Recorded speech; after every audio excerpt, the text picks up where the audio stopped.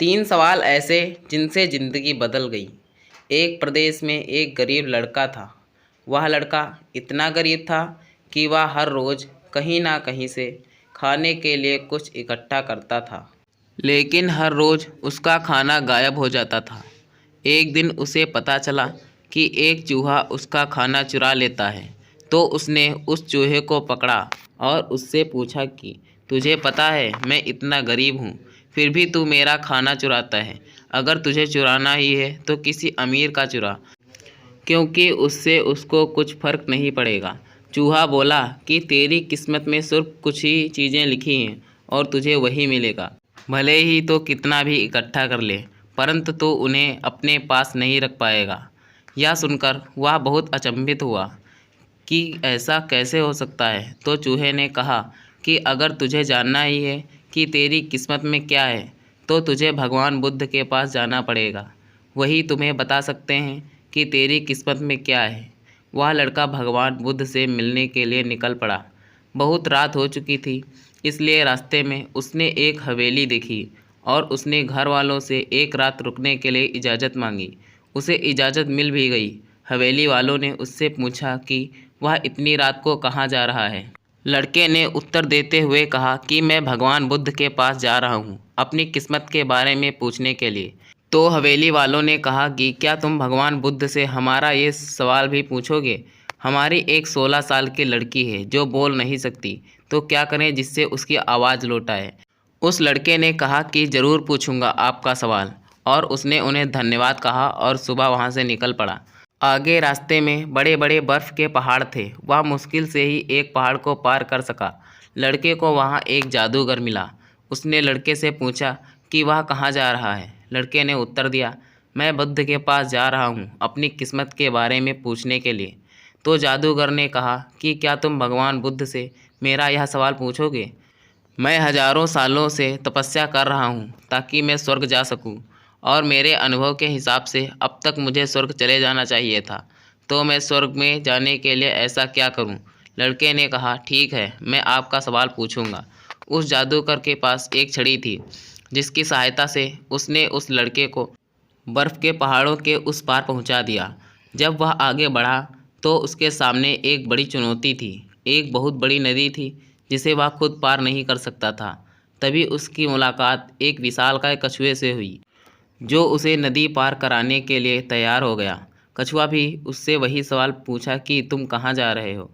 तो लड़के ने कहा, मैं भगवान बुद्ध के पास जा रहा हूँ अपनी किस्मत के बारे में जानने के लिए। तो कछुए ने कहा कि क्या तुम भगवान बुद्ध से मेरा यह सवाल पूछोगे? मैं 500 सालों से ड्रैगन बनने की कोशिश कर रहा हूँ, परंतु अभी तक बन नहीं पाया। तो मैं ऐसा क्या करूँ जिससे मैं ड्रैगन बन जाऊँ? लड़के ने कहा, ठीक है, मैं आपका सवाल भी पूछूंगा।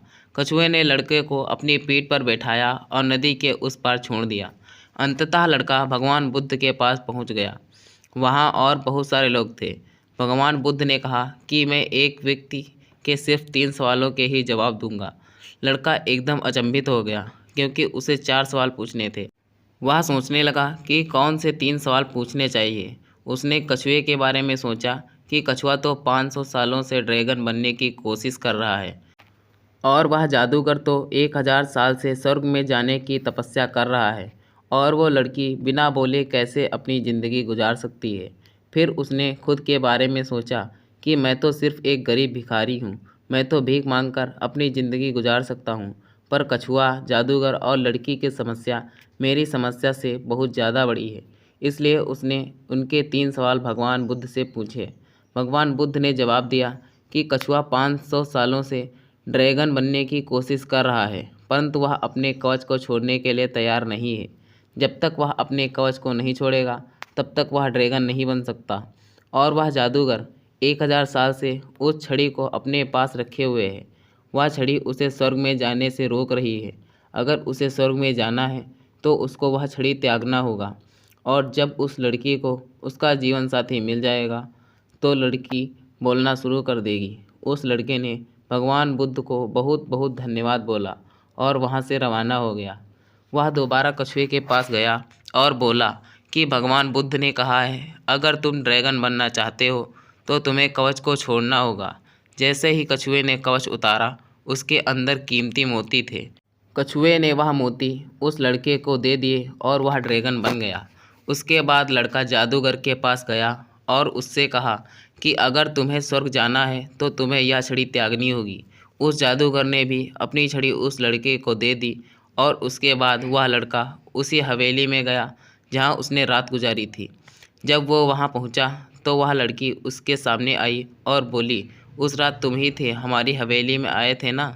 और उसने उससे विवाह किया। इस तरह उस लड़के को पैसा, ताकत और सुंदर जीवन साथी मिल गई। जिंदगी में कुछ पाने के लिए हमें कुछ त्यागना पड़ता है। अपनी ज़िंदगी में कुछ बड़ा करने के लिए हमें कुछ त्यागना होगा, तभी हम कुछ हासिल कर पाएंगे। समुद्र का जहाज़ सबसे ज़्यादा सुरक्षित किनारे पर ही होता है, पर जहाज़ किनारे पर रहने के लिए नहीं बना है, बीच समुद्र में लहरें को चीरते हुए आगे बढ़ने के लिए बना है। इसलिए आपको ज़िंदगी में कुछ बड़ा करना हो तो आपको मुश्किलों का सामना करना ही पड़ेगा। हमें अपने से ज़्यादा दूसरों के बारे में अच्छा सोचना चाहिए, जिस तरह इस लड़के ने सोचा। अगर वह अपने बारे में पूछता तो उसे इतना सब कुछ नहीं मिल पाता, परंतु लड़के ने सबके बारे में भलाई सोची और उसके साथ भी भला ही हुआ।